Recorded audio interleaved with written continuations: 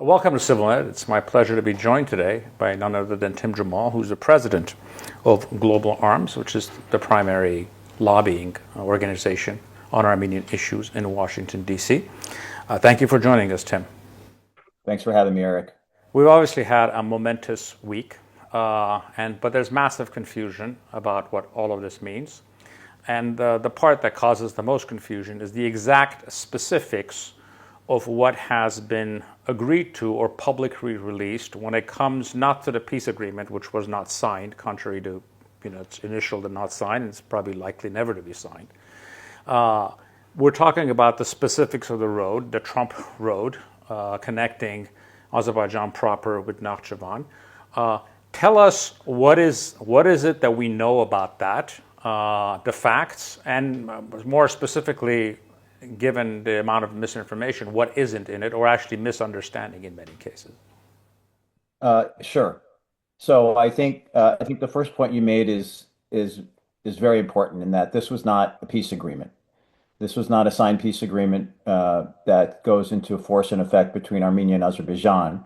This was a peace declaration signed by the two presidents of Armenia and Azerbaijan, or the Prime Minister of Armenia, President of Azerbaijan, and then initialized or witnessed by the President of the United States, Donald Trump. So with respect to the road, the Trump transit road, TRIP, um, it's clear based on our discussions, both beforehand with the Trump administration and what's in the agreement, that this road operates under Armenian sovereignty. I think it's one of the questions that's come up, and I think you've talked about it in your programming, and that was not what Ilham Aliyev had demanded, as you know, and your viewers know. For years, Aliyev had demanded extraterritorial control over southern Armenia, labeling it the so-called Zangezur corridor, under which he would have unfettered transit without any inspection of goods transshipping between Azerbaijan and Nakhchivan, and purportedly probably eventually end up in Turkey or somewhere else. So this is not an extraterritorial arrangement. This is an arrangement in terms of a joint venture between the United States and Armenia, that under which Armenia will have sovereign rights. Okay, that's a good start in the explanation. The reaction to this in Armenia has been essentially twofold. I would say both of them wrong. On the one hand, you have the people around the prime minister who are talking about this is the end of conflict, there'll be no more war, everything has been settled, which is obviously not true.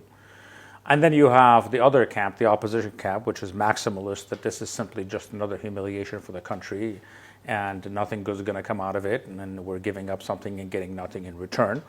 My question is, what is your view of this? Where do you stand, and from your insider perspective, which one of these is correct, or are they both incorrect? So let's zoom out for a second, Eric.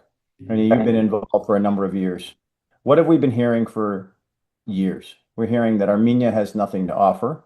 We're hearing Armenia is not a strategic country, that the United States will never care about Armenia because it doesn't have anything to offer. Decades of that, not only from the some in the diaspora, not everybody, but also in the political elite, among the influencers, and of course the paid Azerbaijan media campaign, lobbying campaign that said Azerbaijan was the country of value to the United States and that Armenia had nothing to offer. So that's been the narrative, and that's essentially been the American de facto position, is that Armenia was not of strategic value to the United States. What has happened is a seismic shift. Armenia now is a strategic partner of the United States and of strategic value, and that what happens in Armenia is now squarely in American interests. Think about that. When we formed Global Arm, two of our three pillars are to strengthen ties between the United States and Armenia, both economically and in terms of security cooperation. The fact that we're now at a point where Armenia is considered a strategic partner, a strategic ally, a strategic interest of the United States under the Trump administration's America First policy, Eric, that's a major development and a significant shift on what has been the policies of American administrations in the past. And I would like to add Um, the last 5 years with Russia as the so-called security protector didn't go very well for Armenia, didn't go very well for Artsakh and Nagorno-Karabakh. How many thousands of young men and women did Armenia and Artsakh lose as a result of so-called Russian protection? Now, I'm not saying America is going to provide all of the solutions, but that formula failed, and it failed miserably. And I think what we're talking about is a new paradigm, an historical shift. And this is not anti-Russian. Of course, Armenia is going to still have an economic relationship with Russia going forward. I think all of our work at Global Arm and our conversations with folks in the Trump administration, from the vice president's office to the National Security Council to the State Department, we're not even talking about conducting actions or implementing policy that's anti-Russian. It's pro-U.S. Armenia. And so that's the framework under which we operate. So I think from that extent, the fact that Armenia now is squarely in the interest of the United States is something very significant. And for years, many of us, including myself, this is what we wanted to see. And now it's happened. Now I understand there's other things of major concern, and I agree with a lot of those concerns. I assume you'll ask about them. Yes, I will. The second, I mean, what all of this leads to is there's such a huge Trump stamp on this. The issue is there's two things. One is the Trump factor, and he's by any measure temporary. He's gone in 3.5 years, however you want to measure it. It could be someone from his administration that continues, but we don't know that. That's all next factor. Secondly, there's never been an agreement in which the other side has not broken. So the issue is, what guarantees is there that the other side isn't going to break these agreements? As you know, when you look at the 17 points agreement that were initialed, today, as we speak, Azerbaijan is actually violating them by demanding a change in our Armenian constitution, which is explicitly prohibited to interfering in the other side's internal affairs, and by putting up all this nonsense about these made-up Western Azerbaijan organizations with making territorial claims on Armenia. So they're already violating something that they haven't even signed. What guarantee is there that they one day will not do that? What are the snapbacks on them doing so? And what happens on January 20th, 2029, where Donald Trump isn't there anymore, and his name on this thing is bound to mean less than it does right now. So I think that's a great question, and these are founded concerns. They're not unfounded. They're legitimate concerns. So I think there's a few things to answer that question, Eric. One, to expedite the development of the Trump route in cooperation with the United States. I think the acceleration of that and moving forward on developing of this Armenia's infrastructure is very important to do that expeditiously. That's one. Two, you alluded to it. It's no small feat that this has Trump's personal assurances on it. The fact that Donald Trump has initialized this declaration and has indicated that he intends and his administration intends to fully implement it, I think is important and a deterrence in and of itself. But clearly, that's not enough. We know that Ilham Aliyev has never honored any agreement he's entered into with respect to Armenia or Artsakh. In fact, dating back to the first Trump administration, 5 minutes after then Secretary of State Pompeo negotiated a ceasefire between the foreign ministers of Armenia and Azerbaijan. 5 minutes after that, Azerbaijan continued launching drones into Artsakh, and including targeting civilians and civilian populations. So knowing that, we are working right now with Congress on developing a sanctions package that's meaningful, that would impact Ilham Aliyev and his family and state-owned economic interests, that if they engage in an attack on sovereign Armenia anywhere, but including the Trump route, there will be meaningful sanctions, financial conditions, harsh financial penalties on himself, his family, and state-owned entities. And we believe that this will get support in Congress, and we're hopeful it'll get support of the administration. And then the last point about the 3.5 years. So the more we institutionalize this partnership between the United States and Armenia as being a strategic interest of the U.S., the more likely that the Armenia's security will, or the security threat will remain low. Can we eliminate it, Eric? No. You know Ilham Aliyev. I think we all know Ilham Aliyev, and we know his father, Recep Erdogan, his mentor, I guess, if you will, his mentor. So we know how they operate. And if they see an opening, if they see a weakness, they might take advantage of. So our goal is to eliminate any potential weakness and then strengthen all of these deterrence measures that I mentioned.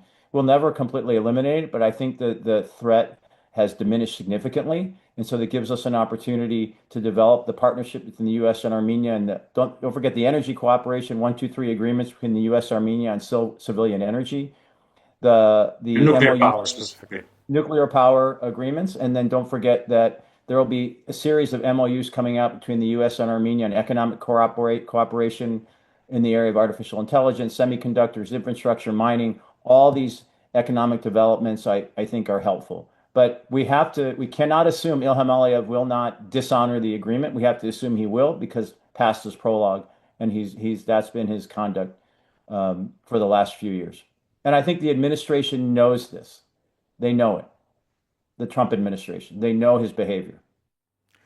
Very good. I'm going to move on to another point that the opposition makes, and they look at this thing and they say, we gave up the road, we gave up Section 907. They'll have some kind of a strategic partnership with the United States, whatever that means, on the other side. And we essentially get nothing for it. There's the issue of reciprocity on the roads. The difference being that the Trump road, which is frankly helpful to them and means very little to us, is codified into this agreement. And it's supposed to open up at the same time that the other routes open that are beneficial to us, but our routes or whatever is beneficial to us does not seem to be codified into any agreement.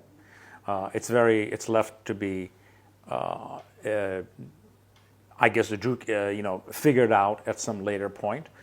For example, if the roads ever open up in Azerbaijan, what Armenian truck driver in his mind will ever drive through that area? So what are we talking about here?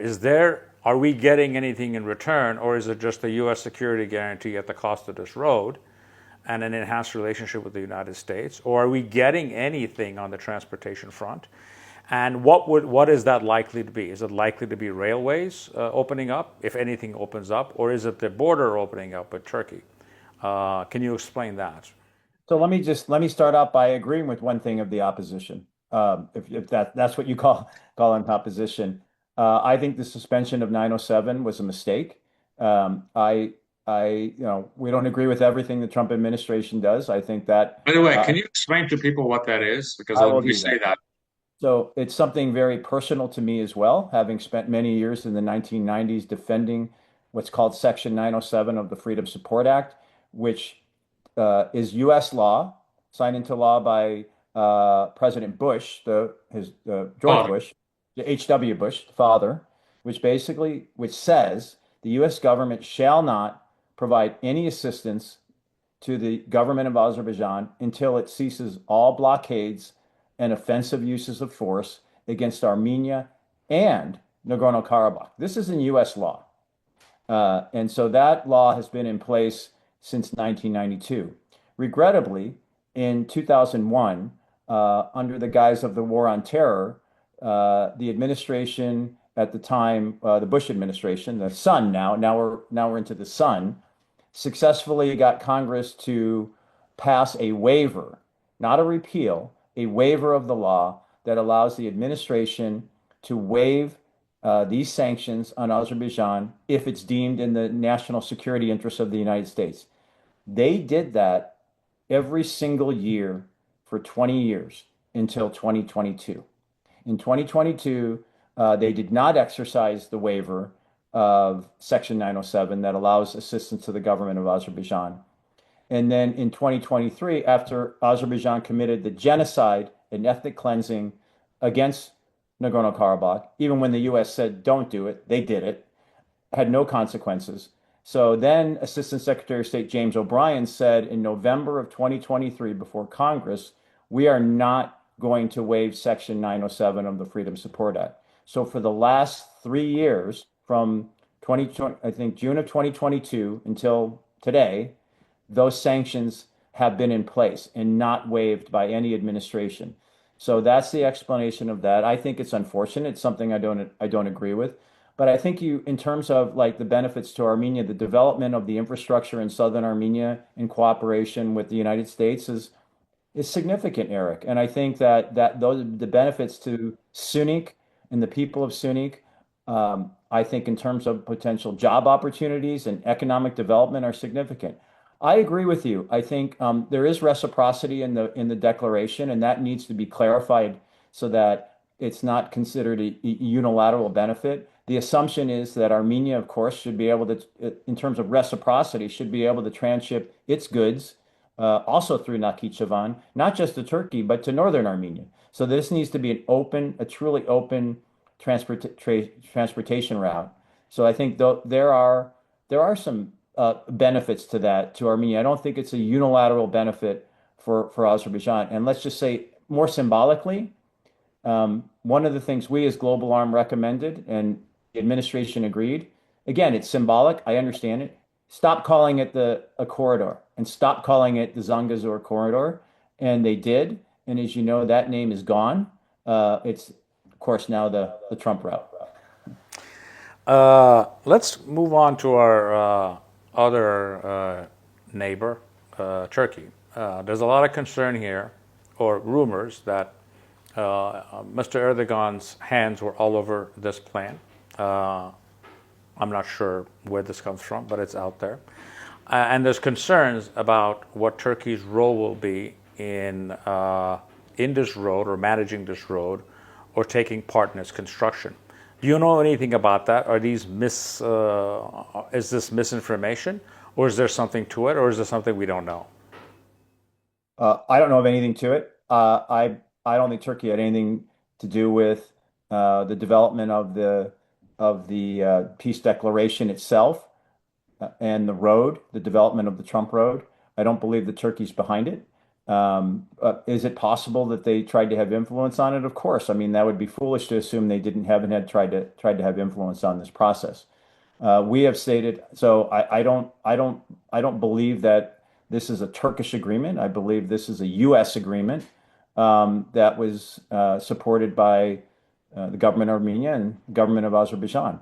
And so, we have stated, I mean, even before we started Global Arm a few years ago, Eric, I mean, back in when Turkey began its blockade in effectively 93. in 1992-ish is when it really started and stopped, and then went in full operation in 1993. We've called for the unconditional lifting of the blockade. And I mean, the Armenian government, whether it was past governments of Kocharian and Seir Sarkisian, and now today to Nikol Pashinyan, every Armenian government has essentially said, I think even been very gracious to say, we will open the border under no preconditions.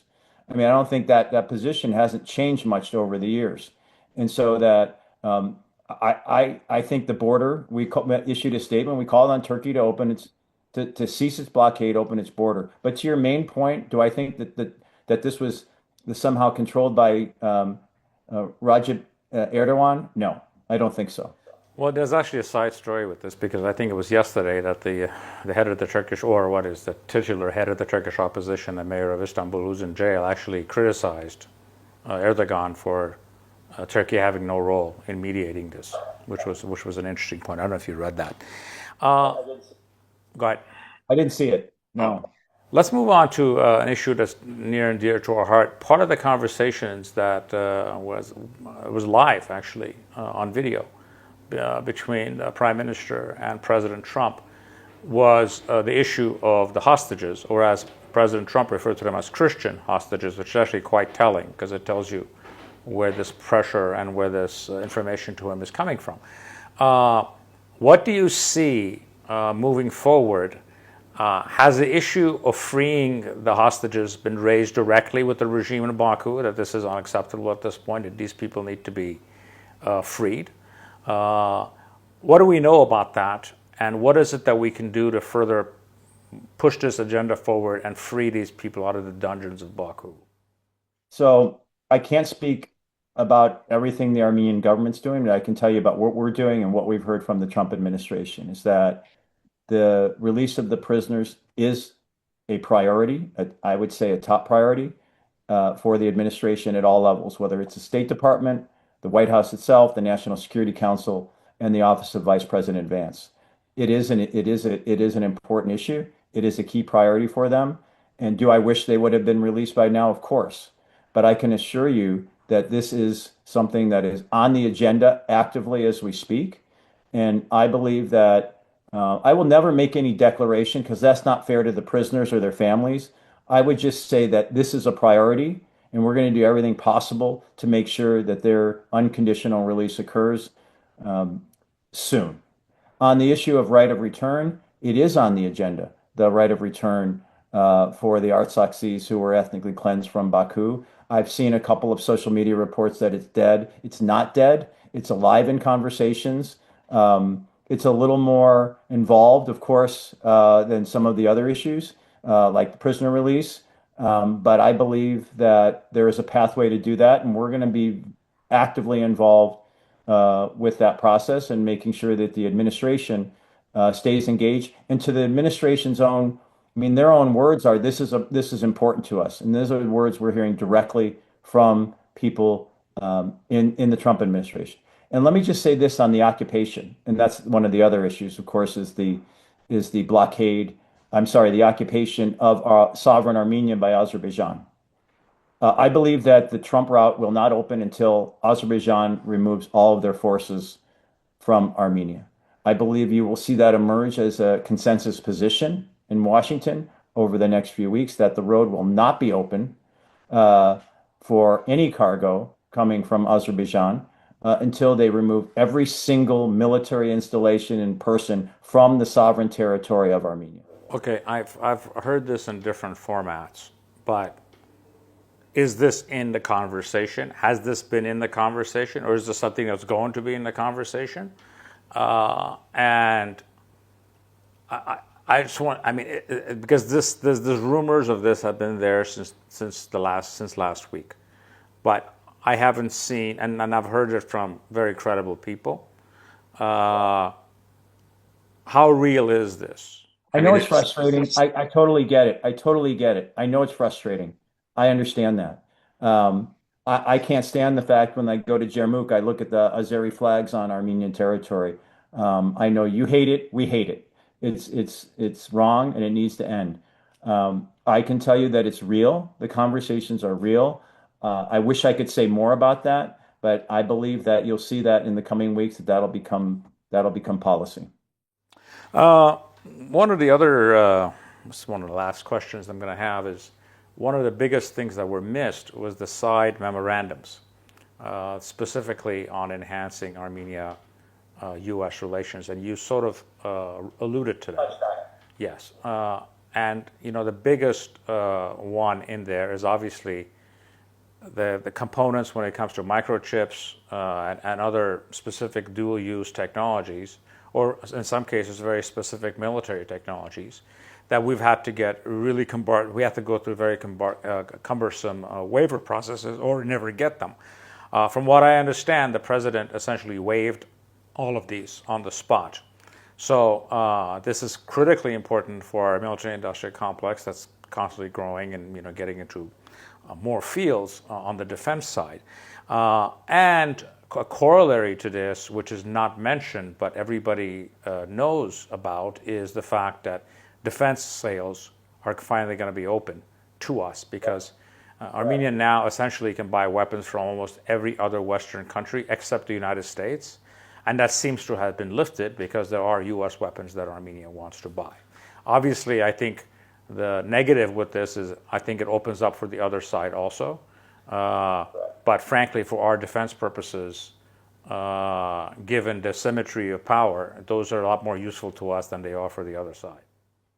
Yes, I think well stated, Eric. I can't disagree with anything that you said in terms of the opening of weapon sales. I believe it will be open to Armenia to now purchase U.S. weapons. And and it will be open also to the other side. It sure looks that way and going in that direction. But I think on the economic side, one of the things that we have been lobbying for the last 4 years is the lessening or the lessening of export controls. And so what we've seen, and you alluded to it, so Armenia is now categorized in a category called D, which is highly restrictive on the ability for Armenia to import technology products from the United States, dual use products.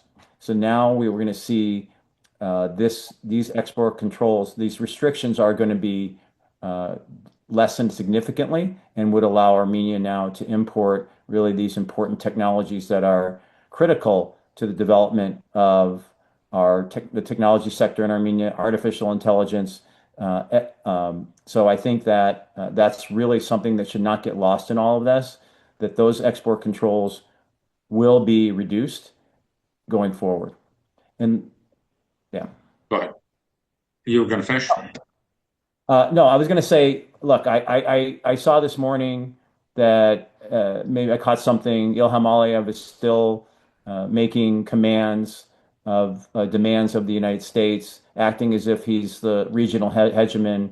And I think those are clearly not in the spirit and actually content of the peace declaration. And so we will be advocating very strongly with those in the administration that that kind of rhetoric that just it needs to stop. And I agree that it's a violation of what was signed just a few days ago. Well, I mean, my position on this, which I've made clear, is when all is said and done, we've bought ourselves a couple of years to achieve deterrence. All the rest of it, I'll believe it when I see it. I'm going to close with a very hard question, which I know you cannot answer, but it needs to be dealt with. This Friday, there's going to be a meeting between President Trump and President Putin in Alaska. This is in regards to ending the Ukraine war. For all we know, the way the war is going, it could end very soon because of where the very terrible position that the Ukraine is in the war and the actual front at this stage.